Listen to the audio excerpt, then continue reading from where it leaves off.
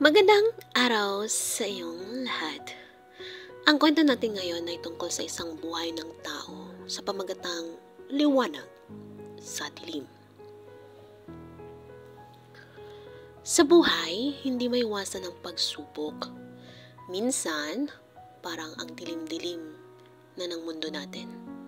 Pero tandaan, kahit sa pinakamadilim na gabi, may bituin pa ring nagliliwanag. Ito ang kwento ni Miguel, isang lalaking muntik ng sumuko pero natutong lumaban. Si Miguel ay isang masipag na anak. Lumaki siyang mahirap pero hindi ito naging hadlang sa kanyang mga pangarap. Sa umaga, nag-aaral siya. Sa gabi, nagtatrabaho siya bilang isang tagahugas ng pinggan sa isang maliit na karinderya. Maraming beses siyang pinaghinaan ng loob. May mga araw na wala siyang makain. May mga gabing umiiyak siya dahil sa pagod at gutom. Minsan gusto na niyang sumuko. Isang gabi, habang naglalakad siya pa uwi, nakita niya isang matandang pulubi na may hawak na papel na may nakasulat, "Huwag kang susuko. Ang tagumpay ay para sa matyaga."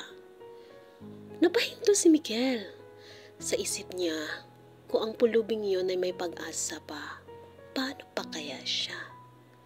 Mula noon, lalo niyang pinagbuti ang kanyang trabaho at pag-aaral. Lumipas ang ilang taon. Siya ay naging isang engineer. Ngayon siya na may-ari ng isang kumpanya na nagbibigay ng trabaho sa maraming tao. Bumalik siya sa dating karinderya at doon nakitang matandang pulubi.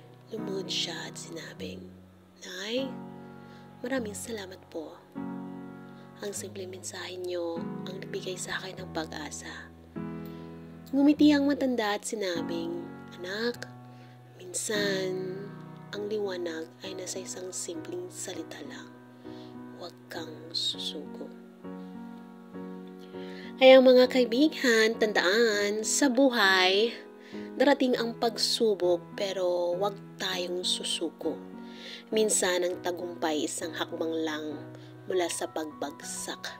Kaya kapit lang, lumaban at maniwala dahil darating ang liwanag sa tamang panahon.